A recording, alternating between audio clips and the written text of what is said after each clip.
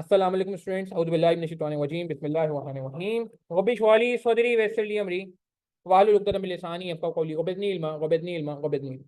अच्छा जी, स्प्रिंग 2024 का क्वेश्चन चल रहे हैं जी। एंड अगेन एक और बहुत ही क्वालिटी सवाल पे, रेलिवेंट कॉस्टिंग के एक और सवाल पे हम जो है बात शुरू करेंगे। क्वेश्चन नंबर 7 है ये हमारे पेपर का। रिक्वायरमेंट पहले पढ़ लेते हैं। ठीक है जी, रिक्वायरमेंट क्या कह रही है? Advice weather the management should discontinue the production of product A. 15 mark का सवाल है, क्या हम प्रोडक्ट ए को डिसकंटिन्यू कर दें या ना करें? इस तरह का सवाल साफ साफ नजर आ रहा है कि रेलिवेंट कॉस्टिंग की तरफ हमें लेके जा रहा है। डिसकंटिन्यू करते हैं तो क्या होता है? एक सवाल है, हमने एक ऐसा सवाल क्लास में किया था रेलिवेंट कॉस्टिंग का, बहुत ही बेसिक सवाल, पहला दूसरा सवाल होता है हमारा, बिल्कुल उसी कॉन्सेप्ट पे सवाल बना हुआ है। अगर आपका वो कॉन्सेप्ट स्ट्रांग है तो आपके लिए काम करना आसान होगा। क्या मैं ऐसे कहता हूँ कि अगर प्रोडक्ट डिसकंटिन्यू होता है तो सेल फॉरगॉन हो जाती है? एग्री करेंगे? हाँ भाई, बात समझ आ रही है? सेल फॉरगॉन हो जाती है और क्या होता है? हाँ, सेल फॉरगॉन हो जाती है, मटेरियल सेव हो जाता है, लेबर सेव हो जाता है, ओवरहेड सेव हो जाते हैं, एक्सपेंसेस सेव हो जाते हैं। यही सारी बातें पढ़ी हैं हमने। और क्या पढ़ा है? यही तो पढ़ा है, और क्या पढ़ा? तो बस इसी बेसिस पे सवाल करना है आपने। सवाल पढ़ेंगे, Sultan Industries Limited SIL produces three product ABC in the same factory. Recently there has been a surge in raw material cost of A in the international market due to closure of large production sites in the war in Ukraine. Ukraine में जंग हो गई है, जिसकी वजह से raw material बहुत महंगा हो गया है। Despite effort SIL is unable to pass on the increase in cost to the buyers as close substitute for product are available at similar prices. थोड़ा सा कैफ 6 MFA का लेवल क्या यहाँ पे वो आ रहा है कि जी यहाँ पे बार्गेनिंग पावर हमारी इतनी स्ट्रांग नहीं है कि हम जो इंक्रीज है वो कस्टमर को पास ऑन कर सकें। यहाँ बार्गेनिंग पावर इतनी स्ट्रांग नहीं है हमारी कि हमारा जो कॉस्ट इंक्रीज आ रहा है वो कस्टमर को ट्रांसफर कर सकें, ऐसा कर नहीं सकते।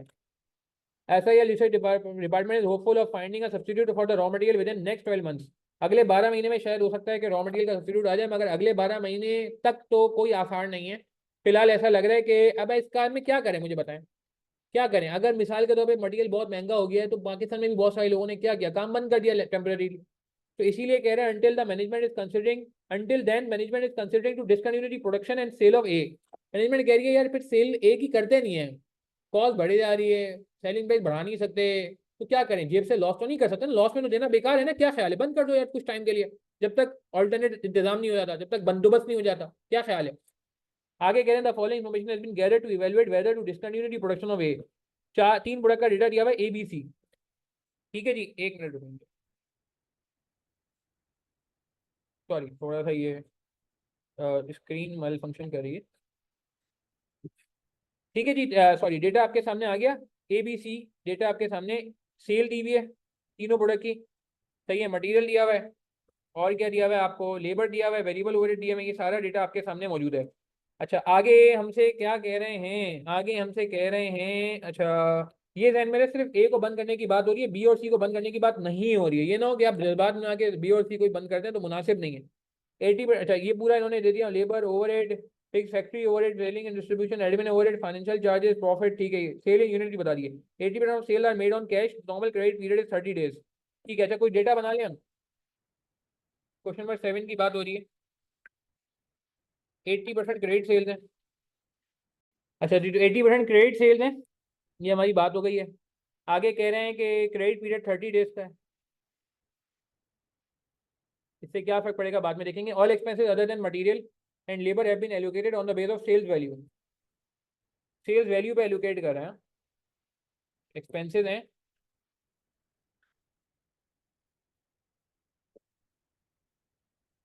Allocated on sales value.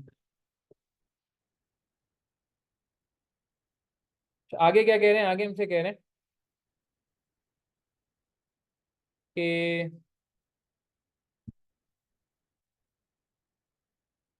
the material cost included in projected profit and loss account for the next year takes into account the price increase due to war in Ukraine। तो इन्होंने updated price ली है, relevant price ली है, बिल्कुल relevant price ली है इन्होंने इसके लिए। ठीक है, जो भी रेलेवेंट है वो रखी है। SAIL employs a direct team of 30 workers each with the ability to engage in the production process for any of the three products. ये बहुत इंपॉर्टेंट लाइन है, ये बहुत इंपॉर्टेंट लाइन है, देखें गौर से सुनिएगा। वो कह रहे हैं कि हमने 30 लोगों की टीम रखी है, ठीक है, और ये सारे के सारे कोई भी प्रोडक्ट बना सकते हैं, any of the three product. ये बहुत इंपॉर्टेंट बात है कि हमारा वर्कर बड़ा फ्लेक्सिबल है, उसको जरूरत नहीं है कि कोई एक प्रोडक्ट बनाएगा। प्रीवियस सवालों में ऐसा नहीं था, प्रीवियस सवालों में ऐसा था कि एक बंदा एक ही प्रोडक्ट बना सकता था, वो दूसरे डिपार्टमेंट को नहीं जानता था। यहाँ ऐसा नहीं है, हाँ? यहाँ ऐसा नहीं है। ठीक है, तो मटेरियल कॉस्ट में प्राइस है, लेबर में वो कह रहे हैं 30 वर्कर्स हैं और कैन प्रोड्यूस एनी यूनिट। ठीक है ना, can produce all 3 units, all 3 products. ठीक है जी, बात समझ आई। आगे क्या कह रहे हैं, आगे हमसे कह रहे हैं कि each worker works an average of 200 hours per month and is paid 240 per hour, overtime is paid at 300 per our. ठीक है, तो दो बातें बड़ी इंपॉर्टेंट है, यहाँ पे लेबर का रेट यूज कर लेते हैं। 240 पर आवर है, over time 300 per hour. Over time के बारे में हम कह रहे थे कि ये है 300 पर आवर। कितने घंटे लेबर काम करता है ये भी इन्होंने बता दिया, 200 घंटे काम करता है एक महीने में, पर मंथ पर वर्कर।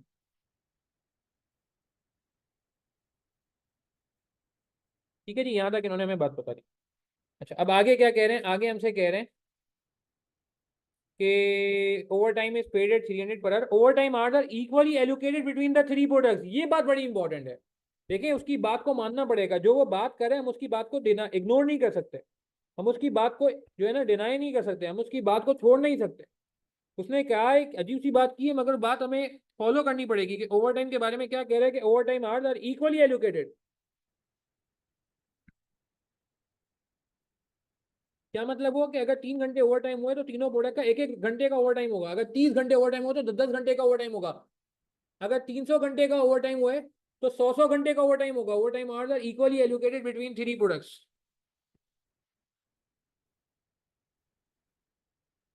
क्या ये बात समझ आती है?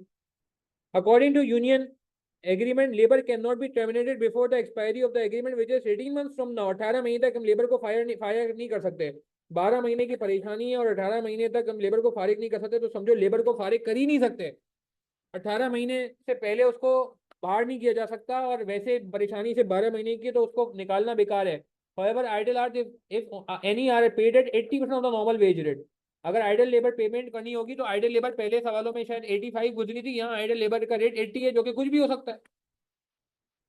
क्या ये बात समझ आती? आइडल लेबर का रेट कितना है जी? 80%, सॉरी। आगे क्या कह रहे हैं, 40% of the factory overheads are fixed. ठीक है, अभी हम डेटा लिख लेते हैं सारा, फिर हम आगे बात करेंगे। अच्छा, आर्स अवेलेबल कितने, एक सवाल है मेरा आपसे। मैं एक वर्किंग ऐसे ही करना चाह रहा हूँ, अगर आप कहें तो, वरना कोई मसला नहीं है, ये वर्किंग बाद में भी हो सकती है। हाँ, अगर आप कहते हैं तो मैं अभी कर लेता हूँ, वरना बाद में भी कर सकता हूँ। कि आप मुझे बता सकते हैं, आर्ट्स लेबर का रेट दिया 240 पर आवर, यहाँ से आप कुछ निकाल सकते हैं। यहाँ से पहले भी हमने सवाल में इसी तरह कुछ ओपन किया था कि आप टोटल लेबर आवर्स निकाल सकते हैं। अच्छा, पहले आप निकालें, टोटल अवेलेबल आवर्स निकाल सकते हैं,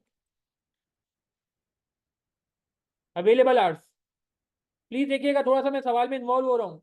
30 लोगों की टीम है, 30 लोगों की टीम है, एक बंदा 200 घंटे काम करता है, और 12 महीने साल में। क्या आप टोटल आवर्स निकाल सकते हैं? टोटल टोटल पूरे 12 महीनों के पूछ रहा हूँ मैं, एक महीने के नहीं पूछ रहा। अहमद अली, पूरे 12 महीनों के पूछ रहा हूँ यार, और सारे वर्कर्स का मिला के पूछ रहा हूँ। 30 × 200 घंटे लगते हैं एक महीने में, और 12 महीने।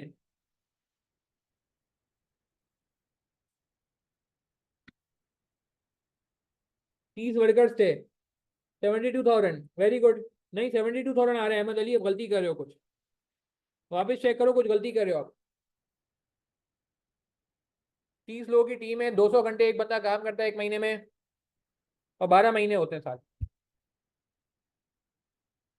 ठीक है, तो टोटल लेबर कॉस्ट कितनी बनती है? जो नॉर्मल लेबर कॉस्ट है वो कितनी बनती है? कितने का रेट है? अहमद, बात समझ आई? आप गलती कर रहे हो कुछ। 72,000 घंटे आ रहे हैं। ये रेट कितना है? रेट रेट 240 है। तो जरा चेक करो टोटल लेबर कॉस्ट आ कितनी रही नॉर्मल।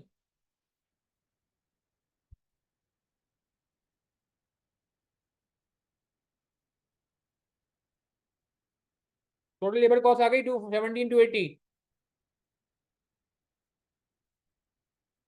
अच्छा, सवाल में कितनी दी हुई है, सवाल में कितनी दी हुई है लेबर कॉस्ट? क्या लगता है क्यों ज्यादा है? नॉर्मल हालात में अगर नॉर्मल काम किया जाए लेबर से, एक्स्ट्रा नहीं कराया जाए, तो कितने घंटे बन रहे हैं? 72,000। अगर नॉर्मल रहा जाए, एक्स्ट्रा नहीं कराया जाए, तो कॉस्ट कितनी आ रही है? 17,280। टोटल लेबर कॉस्ट गिवन कितनी है?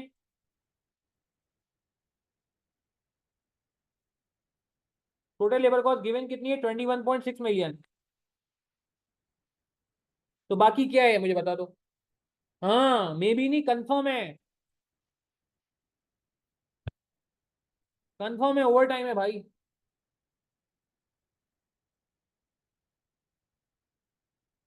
ओवर टाइम रेट कितना है?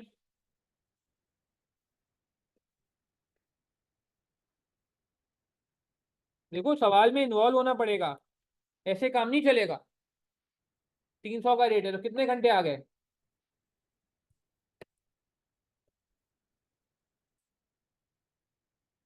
तो नंबर ऑफ प्रोडक्ट्स कितने? सब में कहा था इक्वल ही होता है। सब में कहा था इक्वल ही होता है।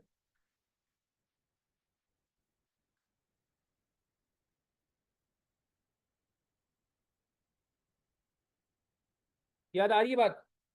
अंडरलाइन किया था हमने इस लाइन को कि ओवर टाइम इक्वली एलोकेट होगा। इक्वली एलोकेट होगा, सब में इक्वल बांटा जाएगा, तो इक्वल बांट दिया, 3 प्रोडक्ट के डिवाइड बाय 3 कर दिया। मुझे बताइए, वर्किंग समझ आई आपको? पहले मुझे ये कंफर्म करें, बाकी लोग जो लाइव में बैठे हैं वो मुझे बताएं, रिकॉर्डिंग वाले हजरात भी मुझे मैसेज कर सकते हैं अगर कोई मसला हो तो। क्या ये वर्किंग समझ आई है आप लोगों को भाई? कुछ भी नहीं किया मैंने, जितने घंटे अवेलेबल थे उससे एक कॉस्ट निकाली और उस कॉस्ट को कंपेयर कर लिया जो सवाल में कॉस्ट गिवन थी, उससे ओवर टाइम निकाला, ओवर टाइम के रेट से एडजस्ट किया, घंटे निकाले, घंटों को डिवाइड बाय 3 कर दिया, क्योंकि उसने कहा इक्वल कर दो। वो इक्वल नहीं कहता, मैं इक्वल नहीं करता भाई। ठीक है, बात समझ आ गई? ओवर टाइम घंटे आ गए 4800। अच्छा, आगे बढ़ते हैं। ये मैंने ऐसे ही रास्ते में बात हो रही थी तो मैंने कहा कर दो, कर दो। ठीक है। अच्छा, आगे चलते हैं। ये ठीक है, आगे चलते हैं, मेरे ख्याल से अभी ज़्यादा हो जाएगा। बहुत ज़्यादा हो जाएगा अगर मैं आगे आगे एक वर्किंग और भी करना चाह रहा हूँ। मैं ए में कितने घंटे इस्तेमाल हुए निकाल सकते हैं हम? ए में कितने घंटे इस्तेमाल हुए निकाल सकते हैं हम? चलो छोड़ो, बाद में करते हैं। आई थिंक सवाल की रीडिंग को कंप्लीट कर लेते हैं, क्योंकि ये भी अगर सवाल की रीडिंग इन्होंने अब इतना भी आइडेंटिफाई कर लेते तो बड़ी बात है। अच्छा, आगे बढ़ते हैं। 40% of the factory overheads are fixed. Variable overhead include generator fuel amounting to 6 million when the generator is used, it operated full capacity irrespective of the level of production. अच्छा, 40% वेरिएबल जो है ना वो तो फिक्स है। अच्छा, variable के अंदर वो कह रहे हैं जनरेटर फ्यूल शामिल है। जनरेटर फ्यूल 6 मिलियन का। जनरेटर फ्यूल के बारे में एक खास बात लिखी है, गौर से सुननी है। वो कह रहे हैं it operates at full capacity in respective of the level of production. इस लाइन से क्या लग रहा है? In respective of level of production. Please यार थोड़ा बताएं ना क्या कहना चाह रहा है वो कह रहे हैं जनरेटर फुल कैपेसिटी पे ऑपरेट करता है irrespective of the level of production, यानी कि प्रोडक्शन ज्यादा हो कम हो ना हो, जनरेटर एक ओपन हो गया वो फुल पे जाएगा। यूनिट ज्यादा बन जाए, कम बन जाए, हाफ बन जाए, पौने बन जाए, सवा बन जाए, वो कह रहा है भाई हमारी कैपेसिटी, हमारा जनरेटर का सेम ही बिल आएगा। तो यार क्या मैं कह दूं ये भी फिक्स्ड हो गया? ओ बाबा, ये भी फिक्स्ड हो गया ना फिर तो यार। क्या ख्याल है?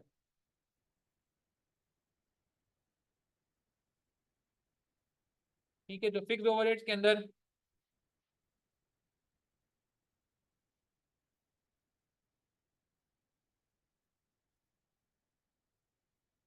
फ्यूल भी फिक्स्ड है। फ्यूल भी फिक्स है भाई। ठीक है, तो वेरिएबल ओवरहेड निकाल सकते हैं हम? क्या हम वेरिएबल ओवरहेड निकाल सकते हैं?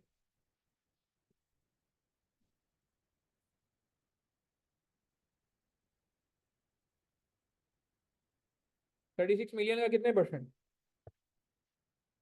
36 मिलियन का कितने परसेंट? 60% हो जाएगा, 40% फिक्स कह रहा है, और उसमें से माइनस कर दें 6 मिलियन फ्यूल। क्या ख्याल है? हाँ भाई, इसमें से माइनस कर दें फ्यूल भी, फ्यूल भी तो फिक्स है ना यार, माइनस कर देते हैं 36 मिलियन का 60%। 60% वेरिएबल हो जाएगा ना अगर 40% कह रहा है फिक्स है तो। और उसके अंदर भी वो कह रहा है कि ये कर लो या फिर एक और तरीके से कर लो। ये फिक्स कितने हो जाएंगे?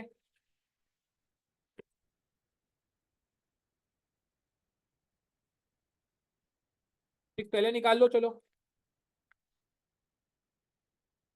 कितना आ रहा है फिर?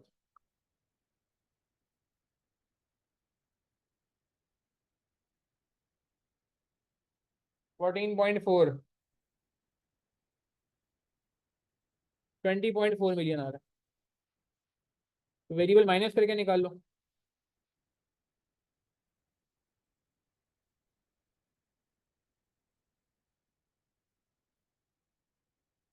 क्या ये बात समझ आती है? हाँ, तो वेरिएबल ओवरहेड का रेट निकाल लें। वेरिएबल ओवरहेड लेबर पे बेस कर रहा है, कहीं लिखा हुआ है क्या? क्या वेरिएबल ओवरहेड लेबर पे बेस कर रहा है, कहीं लिखा हुआ है? वेरिएबल ओवरहेड की बात खत्म हो गई। अब क्या करें? क्या लेबर आर पे निकालें? याद करें, इस पे कोई बात हो चुकी है बहुत पहले कि अगर कुछ मेंशन नहीं होता तो क्या करें फिर। वैसे तो वेरिएबल ओवरहेड में अक्सर बताया था कि लेबर पे बेस कर रहा है या मशीन पे बेस कर रहा है। हमने एक सवाल देखा उसमें लेबर पे बेस कर रहा था, एक सवाल देखा उसमें मशीन पे बेस कर रहा था इसी पेपर में। अब कुछ नहीं लिखा हुआ तो क्या करूं, मुझे बताओ प्लीज। देखे पार्टिसिपेट करें, ऐसे नहीं चलेगा। क्या लेबर आर पे करूं या मशीन आर पे करूं? नहीं भाई, ना मशीन आर पे करोगे ना लेबर आर पे करोगे अब्दुल्ला, नहीं, खुद से नहीं करना है। खुद से नहीं करना है। जब लेबर आर होगा तो वो बताएगा, जब नहीं बताएगा तो आप यूनिट्स पे कर दोगे इसको। टोटल यूनिट से डिवाइड कर दो इसको। मेरी बात समझ आ रही है? पर यूनिट फिर निकालो। ये लेसन होगा पेपर में भी। टोटल यूनिट्स कितने? 80 plus 140 plus 1 plus 180, 4 lakh units.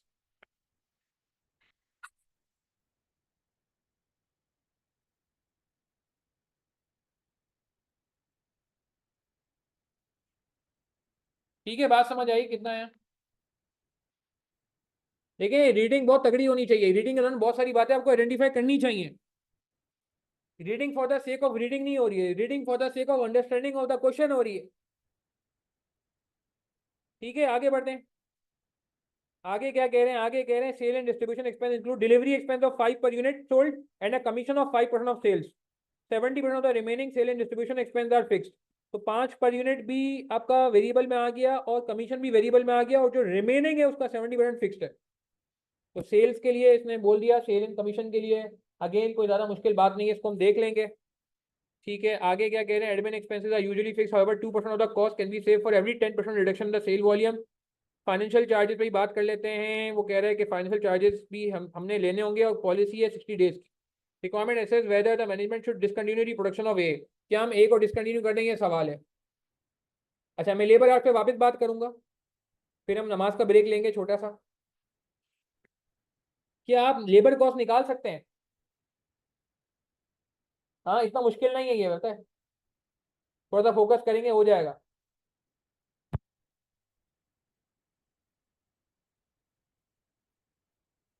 Labour arts,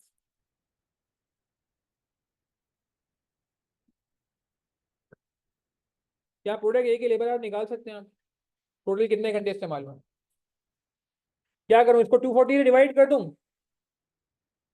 4800 को 240 से डिवाइड कर दूं, आ जाएंगे घंटे? जवाब दें यस और नो प्लीज, जल्दी से देखेंगे फिर नमाज का ब्रेक लेना है। क्या 4800 को हम 240 से डिवाइड करें, रेट आ जाएगा क्या? नहीं, नहीं, ऐसे नहीं करेंगे। प्री में ओवर टाइम भी है। क्या मैं ऐसे कह दूं कि नॉर्मल आवर्स? नहीं पता। ओवर टाइम आवर्स पता है। ओवर टाइम आवर्स पता है 4800। नॉर्मल आवर्स नहीं पता, मगर ओवर टाइम घंटे पता है 4800 हर प्रोडक्ट के आए। याद है, ये आ रहा है 4800 याद आ रहा है कैसे निकाला था हमने? ये जो लेबर कॉस्ट का फर्क था वो ओवर टाइम था, उसको ओवर टाइम के रेट से डिवाइड किया तो टोटल घंटे आए। टोटल घंटे जो ओवर टाइम किया है उसको डिवाइड बाय 3 कर दिया, क्योंकि हर प्रोडक्ट का इक्वल था, इक्वली एलोकेट हुआ है। तो क्या मैं कहता हूँ कि ओवर टाइम की कॉस्ट तो ये रही, बहुत आसान है। 4800 इंटू 300। नॉर्मल लेबर आर की कॉस्ट 240 के हिसाब से आएगी। ये समझ आ रहा है मैंने 240 कहाँ से लाया और 300 कहाँ से लाया? प्लीज 2 मिनट देख लें, फिर नमाज का ब्रेक करेंगे। ये बात समझ आई कि 240 का रेट है नॉर्मल लेबर का और ओवर टाइम का रेट है 300 का। तो जरा मल्टीप्लाई करो, क्या बना? कोई मैथ्स की इक्वेशन बना लेते हैं, अलजेब्रा का सवाल लेते हैं छोटा सा। मल्टीप्लाई करो, कितना बना? 4800 इंटू 300। 1140,000। 1440,000 सॉरी। और टोटल लेबर कॉस्ट कितनी है? लेबर कॉस्ट यही होती है, आवर्स इंटू रेट।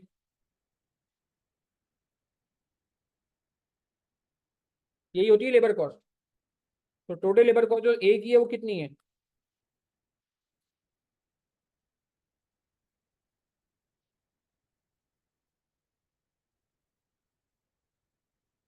4800,000 सॉल्व कर सकते हैं इसको आप।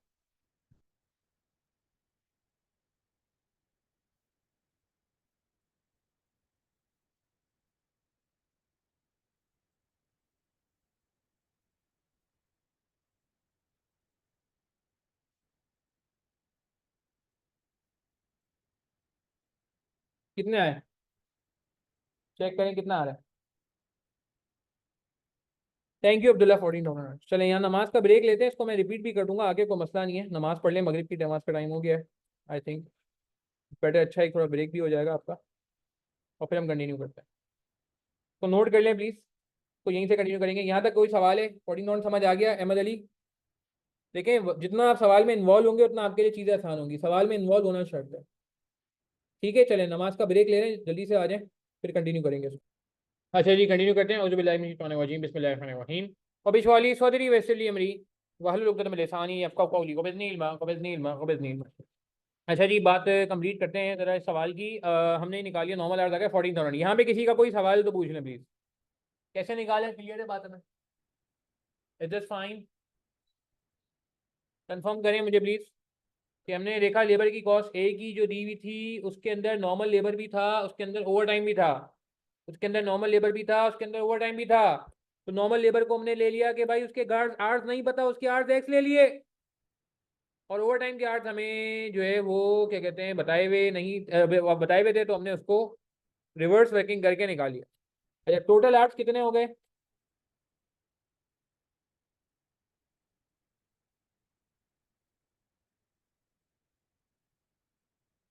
पूरे डे में कितने घंटे कंज्यूम होते हैं?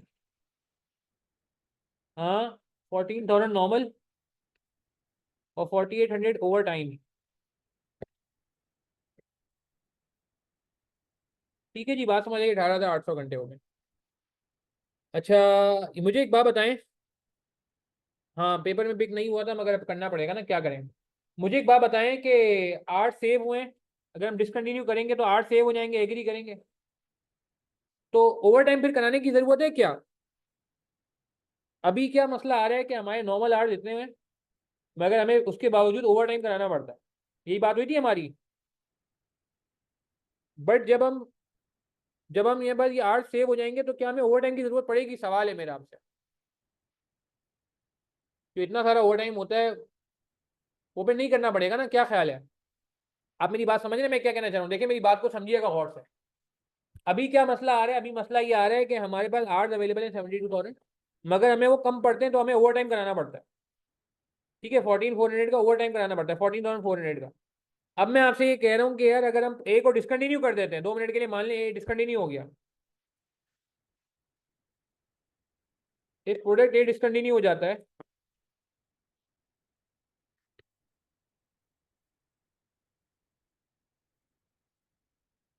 क्या मैं कह सकता हूँ कि 18,800 आवर्स अवेलेबल हो जाएंगे?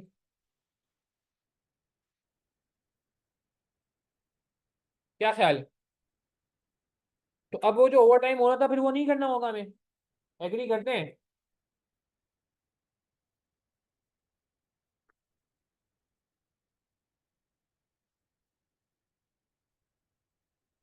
तो जो इतनी कॉस्ट पे होती थी, वो भी नहीं होगी। और दूसरा, कितने से ओवर टाइम आवर्स होते थे? 14,400 के जो आवर्स है, वो अब नहीं करने की जरूरत है ना यार, अब हमारा नॉर्मल टाइम में ही काम हो जाएगा।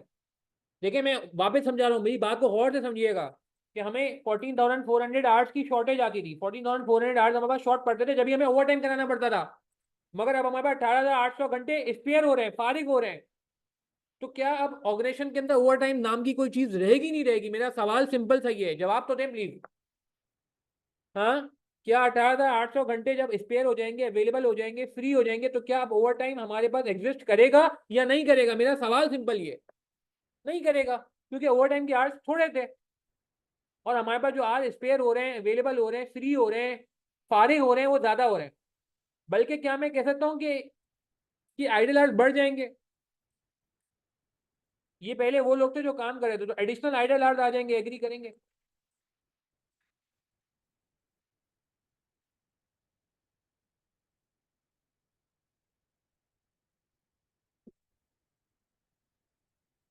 एग्री करेंगे? वो स्पेयर हो गए बिल्कुल। ओवर टाइम में तो 14,400 चाहिए था ना अहमद अली। ओवर टाइम में कितने चाहिए थे? 14,400। तो 14,400 ओवर टाइम वालों को हम कहेंगे यार टाइम टाइम पे जाएं घर, फैक्ट्री टाइम पे बंद होगी, और उल्टा 3600 घंटे उसके बावजूद मजीद बचेंगे। मेरी बात समझ आ रही है? मजीद बचेंगे ओवर टाइम। ओवर टाइम के अलावा नॉर्मल आर्ट में से भी कुछ बच जाएंगे। क्या मैं इसको ऐसे कह सकता हूँ? 9 to 5 में से भी कुछ घंटे बच रहे हैं हमारे। ठीक है जी, बात समझ आ रही है? अच्छा अब यार बस आसान कर लेते हैं, बहुत टाइम लगा दिया हमने इस पे। इस प्रोडक्ट ए डिसकंटिन्यूड, अगर प्रोडक्ट ए डिसकंटिन्यू हो जाए तो क्या होगा? अब आसान काम है, अब आगे काम इतना मुश्किल नहीं है, एक दो चीजें बस थोड़ी इंपॉर्टेंट है, उनको गौर से देखना है।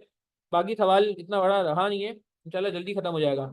अगर प्रोडक्ट ए डिसकंटिन्यू हो गया तो क्या होगा? सेल फॉरगॉन हो जाएगी, एग्री करेंगे? कितने की सेल लॉस होगी? 24,000 रुपीज की, 24 मिलियन की सेल लॉस हो जाएगी। 1000 कॉमन ले लेते हैं, एग्री करेंगे? 24,000 की सेल फॉरगॉन हो जाएगी।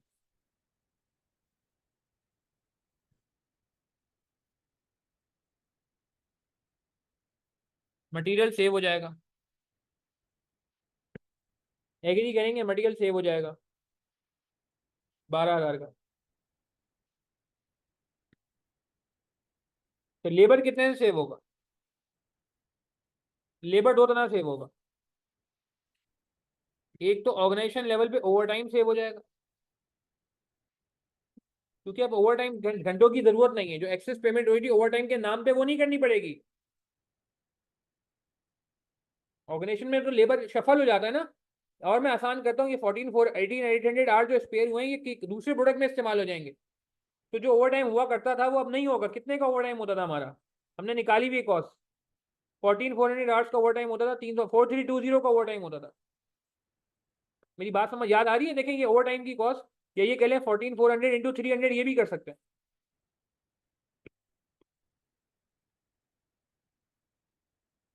ये डायरेक्ट 4320 ले लें। अच्छा एक और काम भी होगा,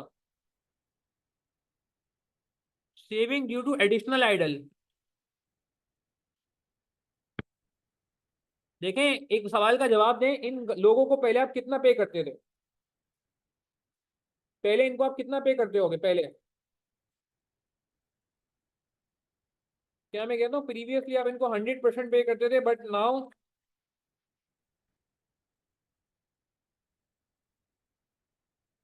एग्री करते हैं?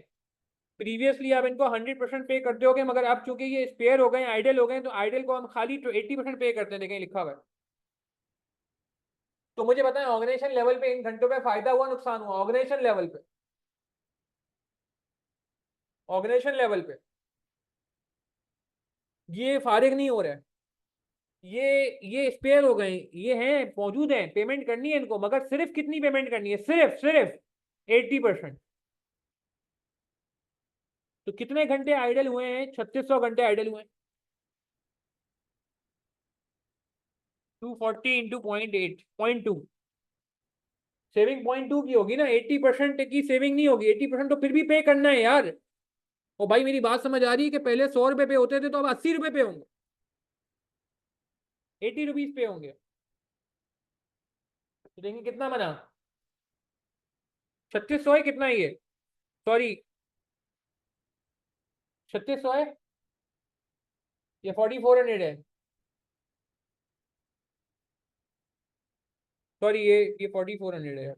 ये आप लोग बता ही नहीं रहे हो मुझे यार। ऐसे तो नहीं करो ना यार तुम लोग। देखो आइडल लेबर पहले 100% पे होता था, पहले वो आइडल नहीं था ना। अहमद अली क्या वो पहले आइडल था? मेरा सवाल है आपसे। हाँ जवाब दें, क्या वो पहले आइडल था? यस और नो?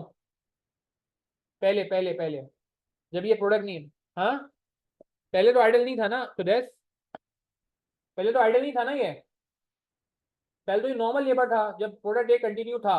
जब मैं प्रोडक्ट ए को डिसकंटिन्यू कर दूंगा, 211 200 आ रहा है, 211.2, जब मैं प्रोडक्ट ए को डिसकंटिन्यू कर दूंगा तो अभी आइडल बन गया। ठीक है ना? तो अब मैं इसको कम पैसे दूंगा ना, मेरी ऑर्गेनाइजेशन लेवल पे फायदा हो गया। चलो समझ आ गया, that's great. Variable overhead save हो जाएंगे। सवाल अब एंड की तरफ है। कितने सेव हो जाएंगे हमारे? कितने? 39 पर यूनिट का रेट था, और कितने यूनिट हमारे नहीं बनेंगे? 39 का रेट हमने निकाला था, ये रहा 39 का रेट ना, ये देखें ये रहा 39 का रेट। और वो कितने यूनिट्स हैं हमारे, 80,000 यूनिट्स। ए के यूनिट्स कितने, 80,000।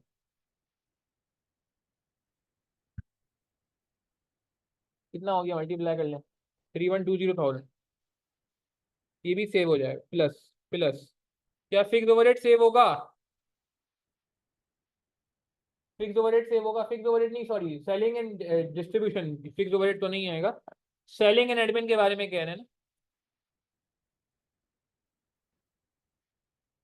ये कितना सेव होगा, आसान है।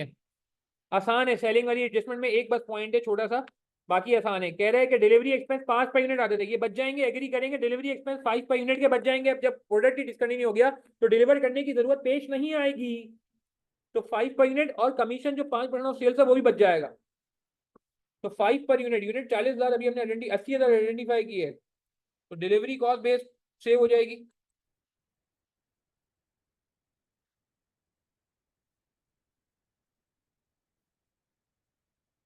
ठीक है जी। और क्या, कमीशन सेव हो जाएगा।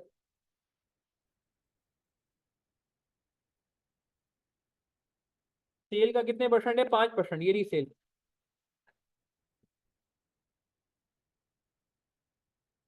1200। और अदर वेरिएबल सेलिंग कॉस्ट, ये निकालनी पड़ेगी, ये निकालनी पड़ेगी। W1 ये सही है, निकाला हमने, तो ये भी निकालनी पड़ेगी। ये कैसे निकलेगी, इसको भी देख लें। सेलिंग एंड एडमिन कॉस्ट ना, सेलिंग एंड क्या कहते हैं, एडमिन, एडमिन है, क्या नाम है, selling and distribution, sorry.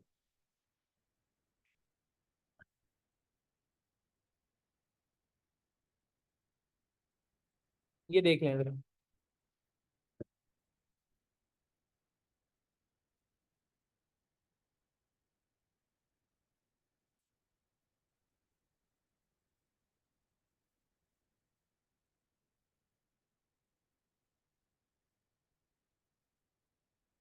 Total selling and distribution कितनी है, 12 मिलियन।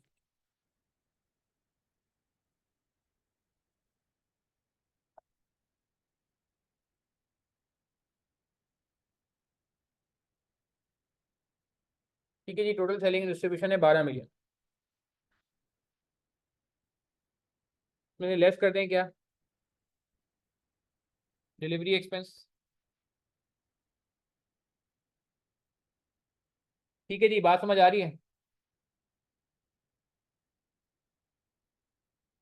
12 मिलियन है, ये 120 मिलियन है। 12 मिलियन है ना, टोटल टोटल टोटल। 12 ही है चंदा। अब्दुल्ला क्या क्या हो गया बेटा, खैरियत है? यूनिट्स नहीं देखना है ना चंदा, मतलब कॉस्ट देखनी है ना। टोटल पे बात कर रहा हूँ मैं, डिलीवरी एक्सपेंस टोटल। अब मैं टोटल पे बात, ऑर्गेनाइजेशन लेवल पे आ गया हूँ। गलती नहीं करनी ना यार, देखो, डिलीवरी एक्सपेंस टोटल कितने, टोटल टोटल ऑर्गेनाइजेशन लेवल के, ऑर्गेनाइजेशन लेवल के 4 लाख, क्योंकि ऑर्गेनाइजेशन लेवल पे बात हो रही है, 4 lakh into 120,000 units, sorry, into 5, 5 per unit, ये रहा 5।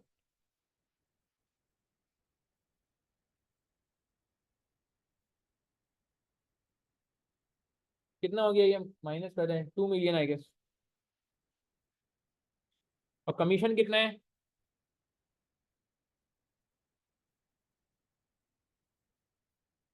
120 मिलियन का 5। ओवरऑल बात कर रहा हूँ मैं। Think like a single organisation, yes, पुराना डायलॉग मेरा। Think like a single organisation, yes, बिल्कुल सही कहा जी, ये डायलॉग बहुत काम आएगा।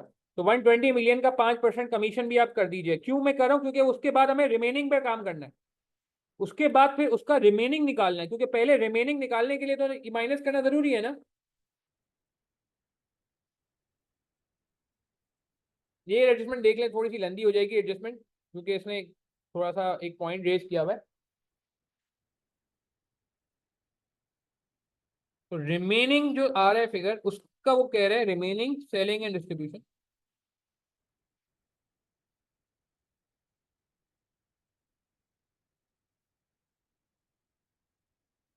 ठीक है जी, रिमेनिंग आ गया।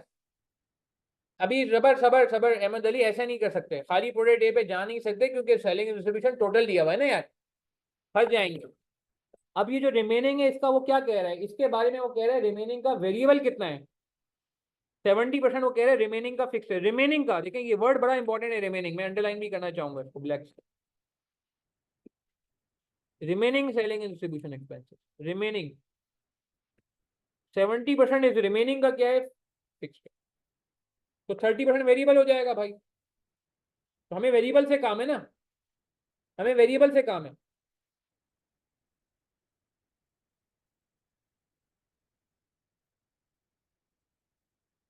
तो remaining variable selling and admin कितना है, रिमेनिंग इसलिए कह रहा हूँ क्योंकि टोटल नहीं है।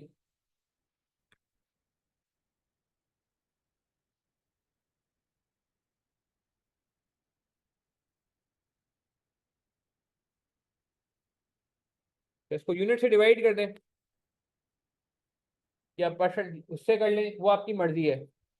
परसेंटेज से कर लें चलें, बल्कि उसने कहा था कि जो एक्सपेंसेस हैं वो as a percentage of sales होंगे। उसने शुरू में कहा था कि expenses on a basis of sale value होंगे। ये ना, यही कहा था ना कि जो एक्सपेंसेस हैं वो सेल वैल्यू की बेसिस पे होंगे, अगर कुछ मेंशन नहीं हो।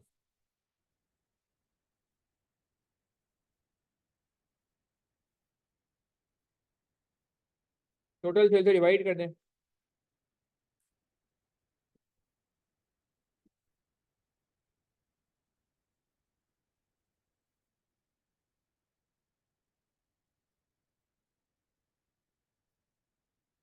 रिमेनिंग सेलिंग एंड डिस्ट्रीब्यूशन, ठीक है ना, as a percentage of sale. वैसे एक ही बात है यूनिट्स की, और वो सेम ही आ रही है। वैसे मैंने निकाल के देखा, यूनिट्स की भी वेटेज का भी हिसाब से करोगे तो भी वही आएगा।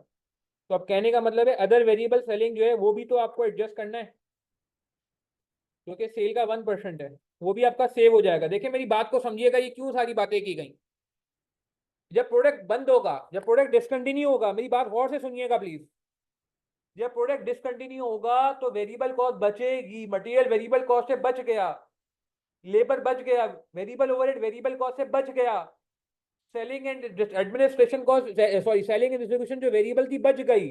कुछ वेरिएबल कॉस्ट फेस पे गिवन थी, फेस पे ये सारी फेस पे गिवन है, 5 पर यूनिट, 5% ऑफ सेल्स। मगर उसके अलावा कुछ रिमेनिंग थी, उसका 70% फिक्स था, तो उस रिमेनिंग का 30% वेरिएबल था। उस रिमेनिंग का 30% वेरिएबल निकाल के हम इस नतीजे में पहुंचे कि वो जो रिमेनिंग है, वो रिमेनिंग सेल्स का 1% है। तो उसको भी हमें सेविंग में शामिल करना होगा। ये पॉइंट बहुत इंपॉर्टेंट था। क्या ये समझ आया, W2?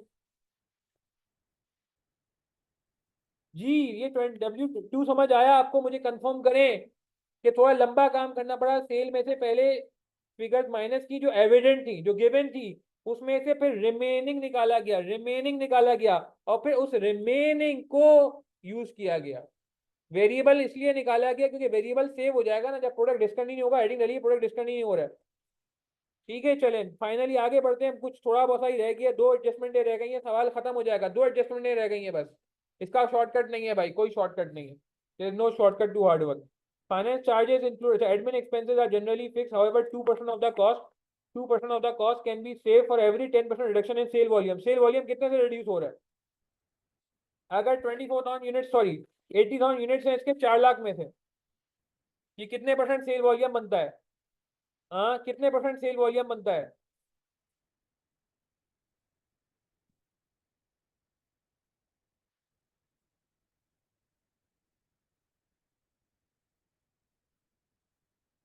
80,000 है ना यूनिट्स।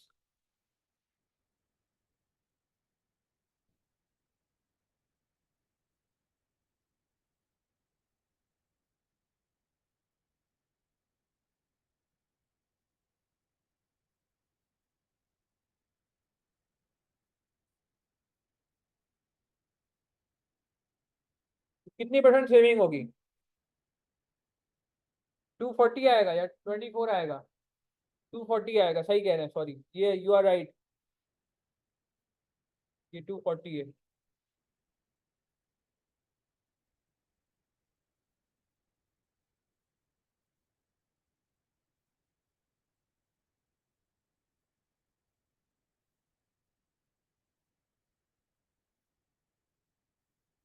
नहीं, ये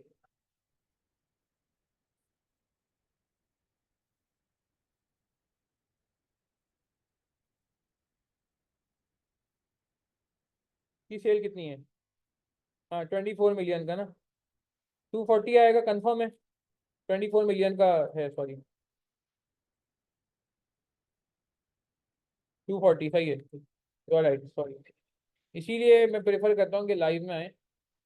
अच्छा ये बस जल्दी से देख लें, 10% वॉल्यूम डिक्रीज हो रहा है। अच्छा एडमिन कॉस्ट कितने से कम हो रही है? वो कह रहे हैं कि एडमिन कॉस्ट कम हो जाएगी 2% से, 2% से कम होगी फॉर एवरी 10% रिडक्शन। हमारा 10% रिडक्शन नहीं, हमारा 20% रिडक्शन है।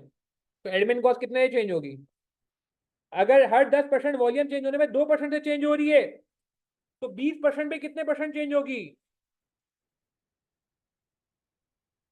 तो सेविंग ऑफ, हाँ बिल्कुल सही है, 2% इंटू 2 डिवाइड बाय कितने परसेंट सेव होगी? 4% सेव होगी ना। किसका? 6 मिलियन का, 6 मिलियन का 4%।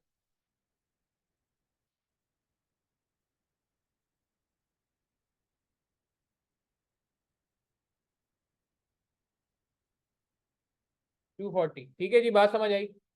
And last but not the least एक आखिरी एडजस्टमेंट रहेगा, सेविंग ऑफ फाइनेंस कॉस्ट। ये वैसे कैप सिक्स का कॉन्सेप्ट है, वैसे कैप सिक्स का कॉन्सेप्ट है, एमएफए का, वर्किंग कैपिटल का कॉन्सेप्ट है, मगर बहरहाल यहाँ पे सिखाना पड़ेगा आपको, हल्का सा मैं बता देता हूँ। वैसे कैप सिक्स एमएफए में जब आप जाएंगे तो ज़्यादा अच्छा समझ आएगा, मगर बहरहाल यहाँ पे नीड है तो मैं बता देता हूँ।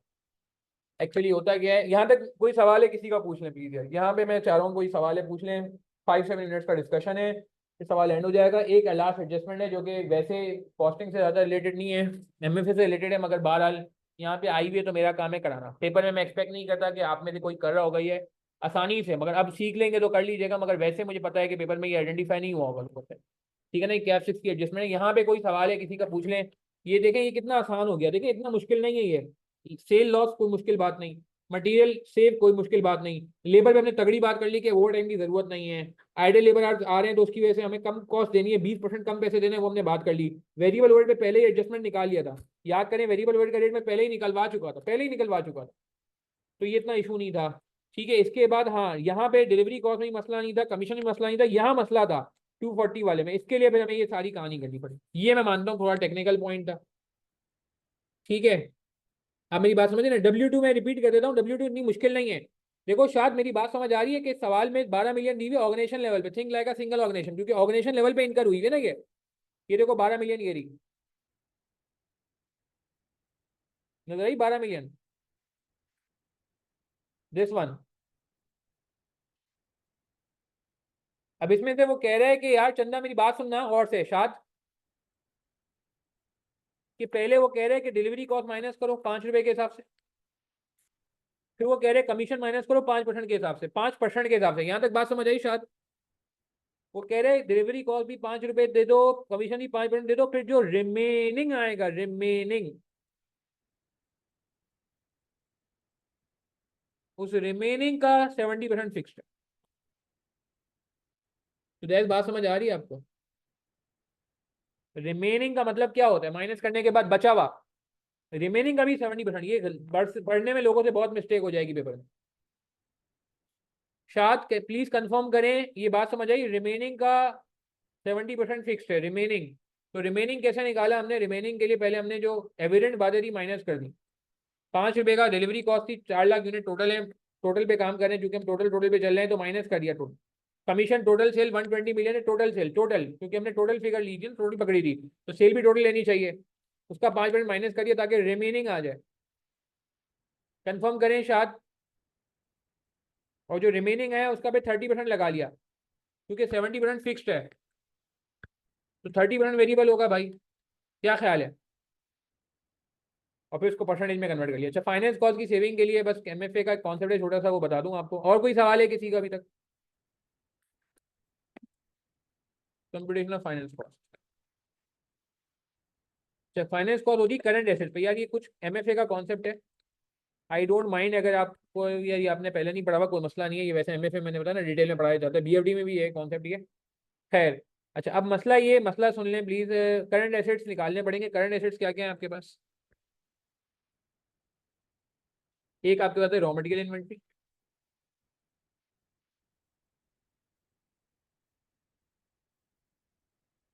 एक आपके पास होती है फिनिश गुड इन्वेंट्री, और एक आपके होता है डेटर्स। बस ये देख लें प्लीज, खत्म हो रही बात, 5 मिनट की बात है। रॉ मटेरियल इन्वेंट्री कितनी कह रहा है, कितने महीनों की इन्वेंट्री रखने को कह रहा है वो? 60 डेज यानी कि 2 महीने।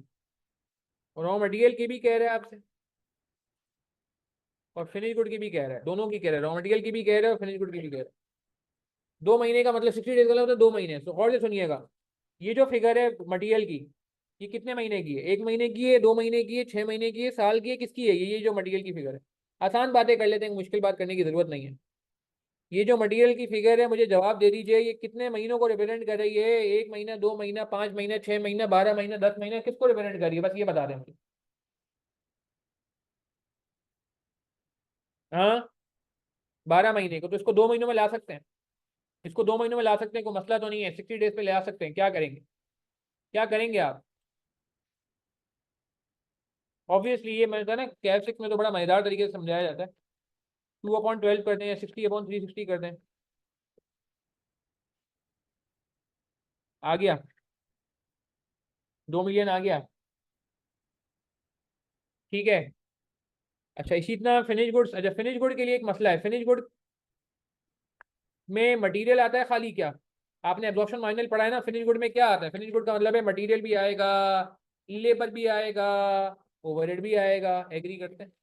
तो फिनिश गुड के लिए सेलिंग एंड डिस्ट्रीब्यूशन नहीं आता। फिनिश गुड में कॉस्ट ऑफ गुड्स सोल्ड वाली चीजें आती हैं, याद करें। एब्जॉर्प्शन कॉस्टिंग, मार्जिनल कॉस्टिंग याद आ रहा है भाई? सेलिंग एंड एडमिन नहीं आता, सेलिंग एंड डिस्ट्रीब्यूशन नहीं आता, याद आ रही है बात? इसी बहाने रिवाइज हो गया एब्जॉर्प्शन मार्जिनल भी। तो ऐड करो जरा इनको, 12,000। कोई मुश्किल बात नहीं है, कोई मुश्किल बात नहीं, बस नई बात है, मुश्किल कुछ नहीं है। प्लस 4800 प्लस 7200, ये बन गया 24 मिलियन। 24 मिलियन पूरे साल का एग्री करते हो? 24 मिलियन पूरे साल का एग्री करते हो? ऐड कर लो, 24 मिलियन बनेगा ये। ये 12 महीनों का है, हमें सिर्फ 60 दिन का चाहिए। फिनिश गुड का भी 60 दिन का बोला हुआ है, कोई और दिन भी बोल सकता था। तो वही काम कर लो यार, कोई मसला है का? अब करंट एसेट निकालने हैं, मैं भी लॉजिक बता दूंगा और भी। कितना आ गया ये? अच्छा, एक बात मुझे बताएं, क्या मैं कहता हूँ करंट रॉ मटेरियल इन्वेंट्री का मतलब होता है खरीद लिया मगर इस्तेमाल नहीं किया, पैसे फंस गए?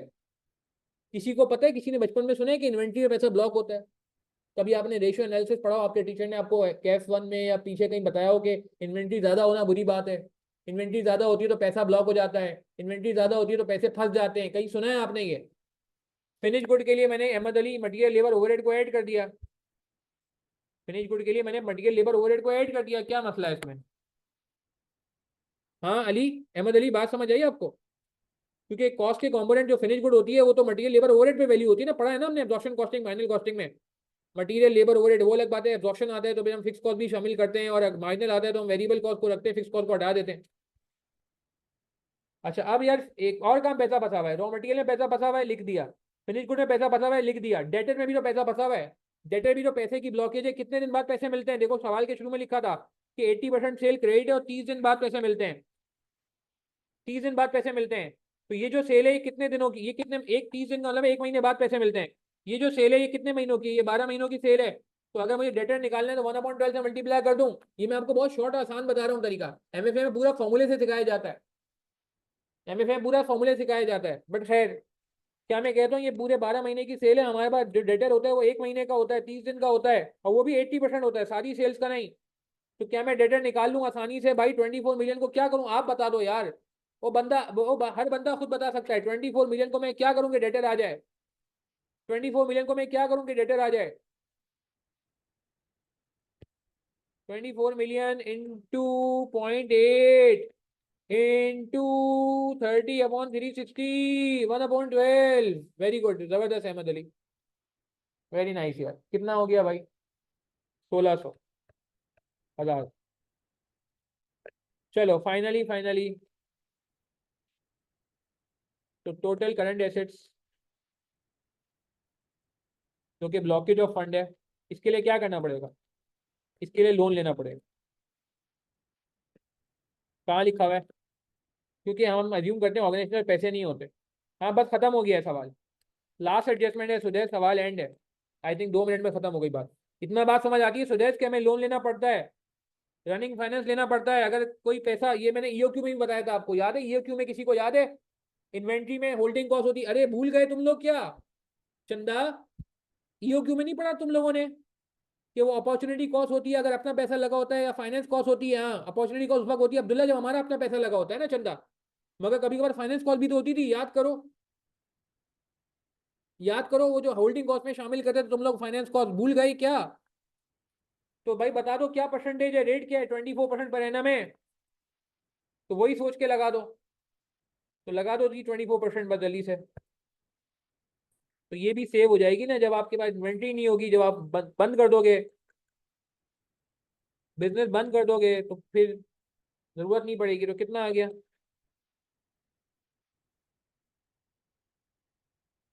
जब आपने प्रोडक्ट ए को रखना ही नहीं है, तो कोई इसका स्टॉक ही नहीं रखना, तो फाइनेंस कॉस्ट सेव हो जाएगी। चलो जल्दी से चेक करके बता दो, फायदा हो रहा है नुकसान हो रहा है, जल्दी अभी बता दो। नेट क्या आ रहा है? फायदा आ रहा है नुकसान आ रहा है? नेट,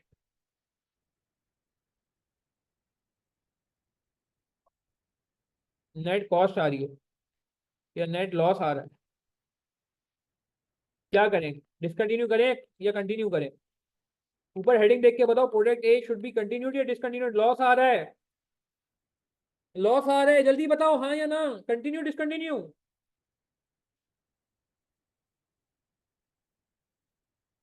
अगर डिसकंटिन्यू करने में लॉस आ रहा है, अगर डिसकंटिन्यू करने में लॉस आ रहा है, तो इसका मतलब डिसकंटिन्यू नहीं करना चाहिए। अब्दुल्ला मेरी बात समझ आ रही है? सुदेश, हाँ अब्दुल्ला मेरी बात समझो। डिसकंटिन्यू करने में लॉस आ रहा है, तो हमारा डिसीजन होगा कि इसको कंटिन्यू नहीं, यहाँ शुड बी कंटिन्यू।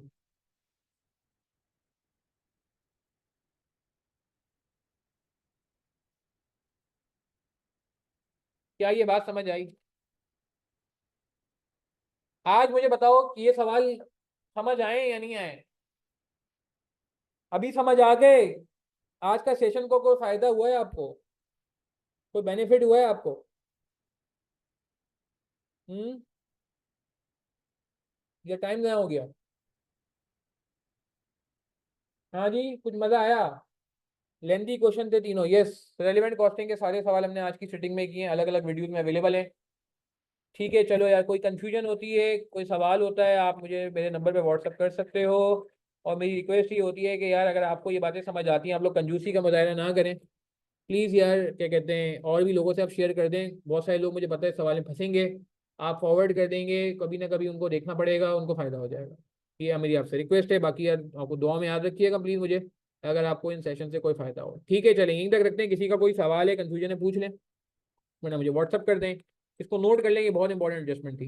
ये लाइन मैं समझता हूँ थोड़ी ज़्यादा हो गई है आप लोगों के लेवल पे। ये कैप सिक्स में अच्छी समझ गई है कि ईओक्यू वाले कॉन्सेप्ट से थोड़ा सा आप कनेक्ट कर सकते हो, but still I think it's good.